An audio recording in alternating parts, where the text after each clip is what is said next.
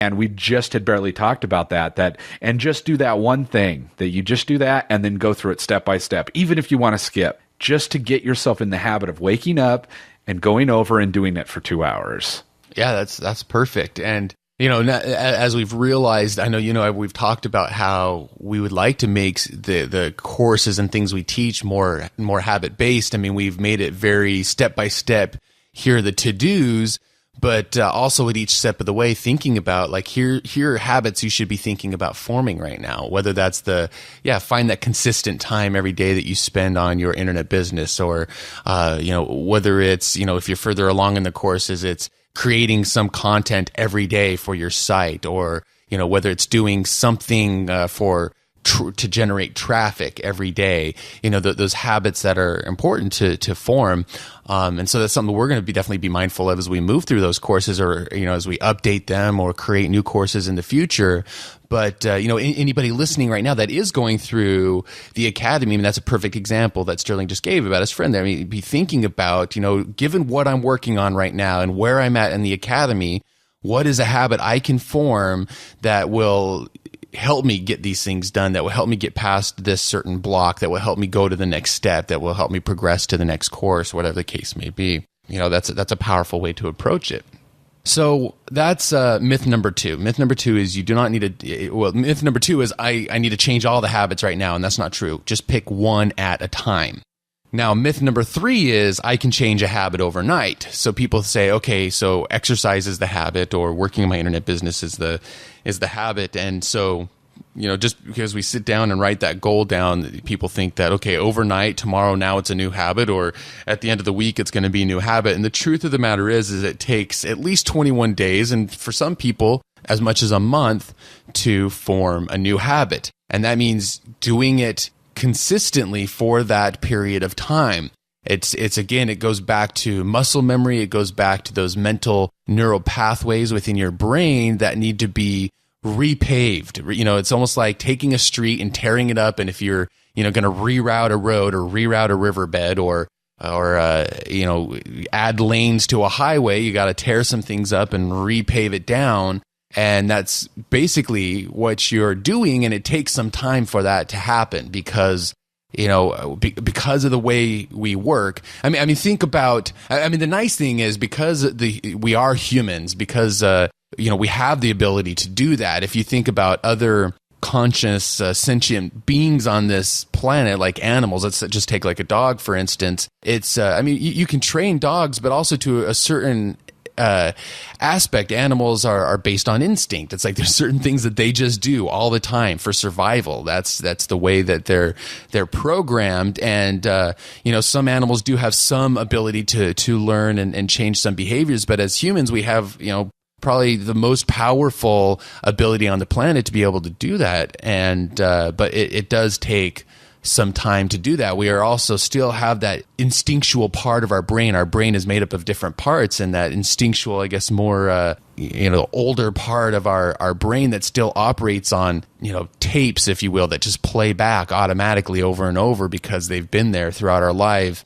And, it's just like the automatic thing that we do. I know that for me, like I have an automatic tape that plays when I start getting kind of overwhelmed or anxious or stressed out. Like I have this sweet tooth that kicks in immediately. I just want to go like buy some Sour Patch Kids or something and just like Oh, wow. devour the whole bag.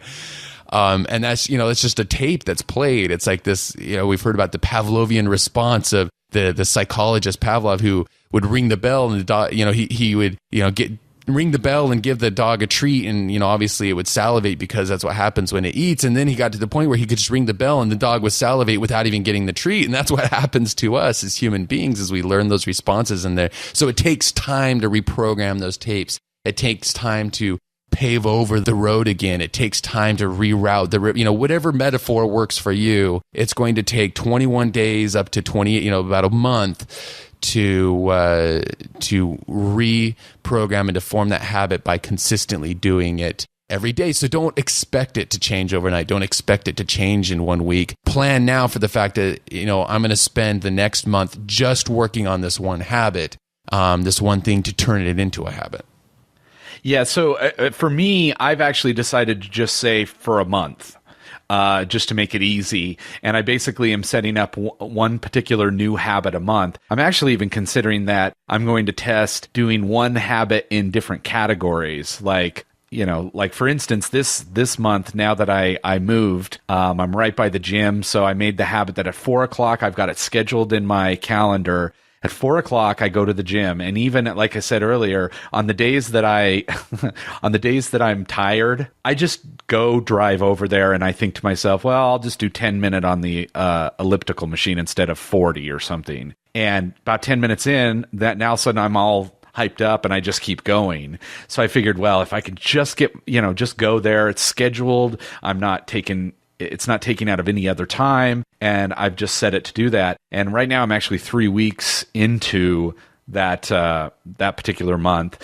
But I'm also thinking that, maybe next month, while I change the nutrition on the internet business side of things, I want to get into writing a blog post a week that is scheduled, let's say, at Tuesday at 10 a.m. and just start scheduling that so that's my normal thing, so that I can make that writing a habit but even though I'm doing a nutrition one, since it just seems like, this is just a side thing, it seems like since they're kind of in different categories, right, rather than, in the exercise category, I'm exercising, changing my nutrition, drinking only water, no pop, stop eating sugar, you know what I mean, all these different things at the same time, it seems like it might be possible to do a couple at a time. So I'm going to test that, but I definitely make it so that at the first of the month, it's a new habit to change or to install. Well, and I like, that actually makes a great point. I mean, I like the fact that you're testing things and it's still based on some of these, things that you've learned from other people that we discussed here about, it's going to take some time and it's about forming habits, not discipline. But, you're like, okay, can I maybe do 2 at a time? And if they're in different, maybe one business, one personal, or one, fitness one, and that's an interesting thing. I'll definitely be interested to see how that goes for you. But I think that, that's definitely important because everybody is a little bit different. I think these myths and principles apply in general across the board. But yeah, for some people, it may be the 3 weeks to form a habit. For some people, it might be 4. And, for some people, it may be 6. I don't know. And maybe the first few habits will take 6 and then you'll get better at it. And then it's 4 and then you can get it to where it's 3 weeks for a habit. But yeah, I like that it's like, okay, I'm going to test and see what works for me in my life, kind of a thing. I think that's awesome. All right. So those are the 3 myths. Number 1 is I need more discipline. That's a myth. Number 2 is I need to change all my habits right now. That's a myth. It's one at a time. Number 3 is I can change a habit overnight. That's a myth. It takes the 21 days to a month or some period of time for that to happen. And so now that we're aware of those 3 myths, you can start applying those in a very practical way to forming habits. And that's what we want to talk about moving forward. This is going to be a 2-part program where now we're going to go through 5 steps that we use for forming new habits. Just so, okay, how do we practically go about and applying these principles that we just talked about? And so we're going to continue with that more in the next episode. But we'll give you a teaser right now by just giving you number 1. Number 1 is a preview of number 1, and then we'll talk about that a little more. But we're going to talk about two resources that are really important as probably 2 of the most important resources that we have for success and happiness and progress in our life.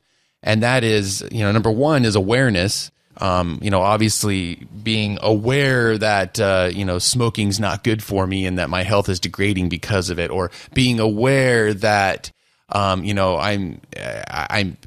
realize it's like, man, yeah, I eat sweets every time I get anxieties. And so when you become aware of that thing, I mean, that's a critical moment, that awareness. I mean, obviously knowing that it's a problem or knowing that it's something that you want to change or having that desire, that awareness is an important resource that you definitely want to channel and use when you do have it.